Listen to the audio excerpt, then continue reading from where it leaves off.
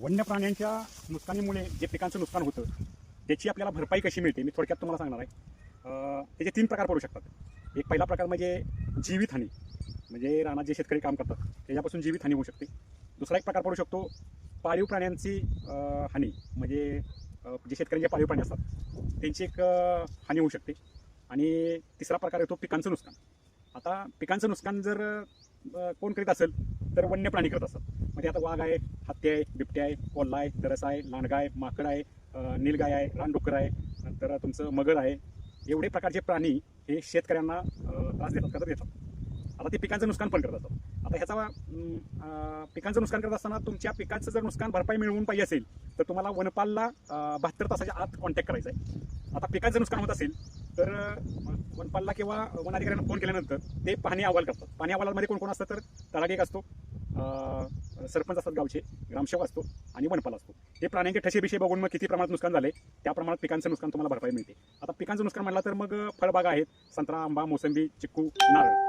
पिकं असतील तर तुमचं ऊस असेल किंवा इतर पिकं असतील तर त्याचं पण नुकसान भरपाईचा आहे. हा अहवाल हे चौघं मिळून नुकसान किती पटीत झाले त्याप्रमाणे ते मिळत असतं. आता ते नुकसान फळबागांचं असेल तर वर्षाला 1,000 रुपये, वर्षाला 1 वर्ष झालं 1,000 रुपये, आणि 5 वर्ष झालं तर 5-6 हजार रुपये, सर्वसाधारण 5-10 वर्षाच्या पुढे बघायला 5-7 हजार रुपये तुम्हाला प्रति झाडाची मिळत असतात.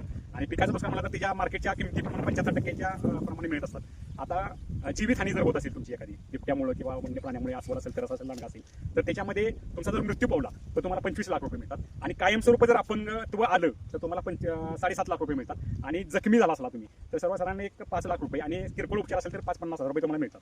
हे झालं जीवितहानीचं. त्याच्याबरोबरच तुम्हाला पाळीव प्राणी जर नुकसान होत असेल तर मार्केट पाळीव प्राण्याला कोण लागतं, आता जीवितहानीला कोण लागतं तर वनपाल लागतो आणि पोस्टमार्टमचा अहवाल लागतो. त्याशिवाय ते रिपोर्ट मिळत नसतात.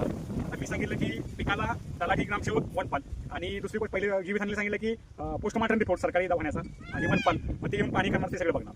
त्याच्यानंतर आपल्याला पाळीव प्राण्यांच्या बाबतीत पण तेच आहे, व्हेटरनरी डॉक्टर लागतो आणि त्याच्याबरोबर वनपाल लागतो. आणि हे सर्व रिपोर्टिंग हे 72 किंवा 28 तासाच्या आत आपल्याला वनपालला कळवायचे.